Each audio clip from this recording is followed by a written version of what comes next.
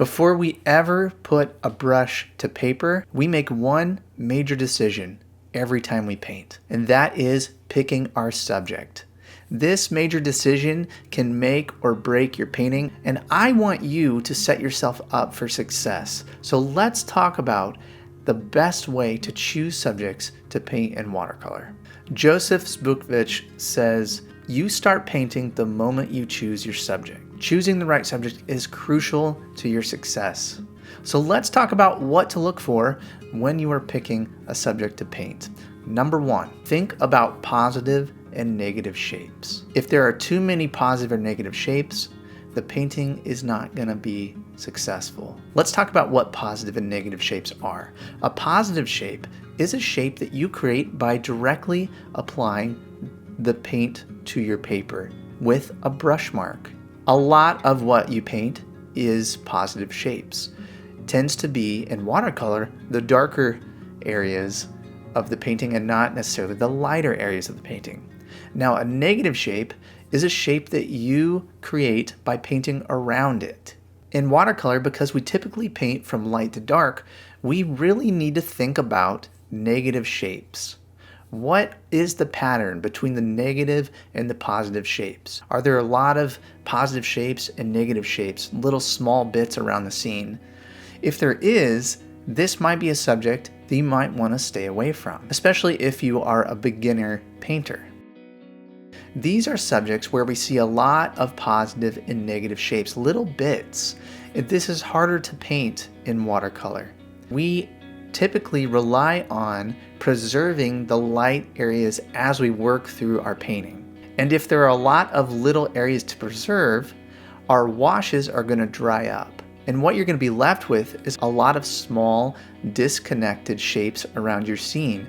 And this is a recipe for failure. Scenes like this are often going to look amateurish, underdeveloped, scattered. So my advice to you, especially when you are first getting started, is to keep things simple. So that leads me to point number two. Look for the large shapes of the scene. It's hard to grasp this when we're first getting started, but the large shapes of the scene are what make the painting strong. And we could go on and on about the relationship of shapes, but let's keep things simple here. A lot of scenes can be defined by 2 or 3 shapes, and we see this when we look at value studies, right? When we take the color away from the scene and we're just looking at the scene in grayscale, and we try to process the scene in 3 phases: your lights, your midtones, and your darks. Now, as beginners, we get so caught up in the complexity of the scene and the details, but really the painting is won or lost in these big shapes. So notice how in this value study, we've taken away color, we've simplified values into 3 ranges, and we can still read exactly what this scene is. That is the power of painting in big shapes. And I've gone on and on about this in some of my other videos, but let's think about what we accomplish when we paint the big shapes of the scene. First of all, your painting is going to read well close up and from a distance. Your painting will look fresh and not overworked. When we have a lot of small shapes, it's going to take a lot of little brush marks broken up around the scene. When we have bigger shapes, we can get out that bigger brush and we can paint in a more connected and fluid way. And the exciting thing about this in watercolor is we are letting those colors mix on the paper. And these beautiful transitions, these are things we want to take advantage of in watercolor. This is where we have a leg up over other mediums. We can allow these beautiful washes to flow together and create these beautiful organic areas in our painting. And the more we can find the big shapes of the scene, the more we are making this possible. So let's take a look at some paintings and let's see how I have found the big shapes in these scenes. Here is a painting of an old farm near the edge of town. And now when I say look for the big shapes, I'm massing together all of these trees right into their shadows, right into the shadow side of the buildings. And I'm painting that as one big positive shape. Now the areas I paint around and leave behind, those are negative shapes.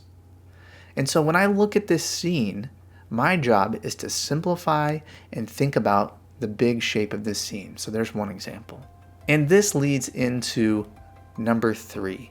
Zoom in and find the simple statement of the scene. Often we think we need to paint everything within our reference photo, but zoom in, crop around until you find a nice area of light and shadow, big shapes, and you can think about how you're going to paint this. So many times we jump into a scene before we are ready, and we are moved by the scene, and there's nothing wrong with that because that's what has inspired us to paint. But being a good painter is holding two things at the same time: letting inspiration move you, and also understanding practically how you're going to paint something. And when we are picking our scenes, we want to have a balance of both of these things. Let the inspiration draw you to the scene, but remember and think technically how that scene is going to be executed. So feel free to zoom in on your reference photo, zoom in real life if you're painting on the scene, and find that simple statement. The more we can do that, the more success that you're going to have. So let's recap these 3 things really quick. Avoid scenes with complicated patterns of positive and negative shapes. An alternative to this is to look for the large connected shapes of the scene. And number 3, zoom in, find that simple statement of the scene. If you can remember these 3 things when you are picking out a scene to paint, you are going to be miles ahead.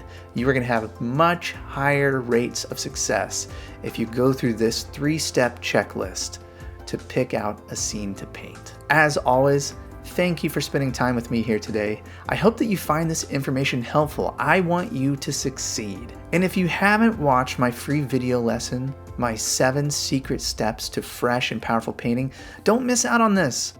I give you 7 powerful tips that will help you plan your painting, mindfully paint your scene, and most importantly, know when you are done and avoid overworking. So many people are moving forward and learning and taking this information with them. So if you haven't seen that, click on the link below to take a look at that and keep working at it, keep painting and moving forward, and I will see you next time.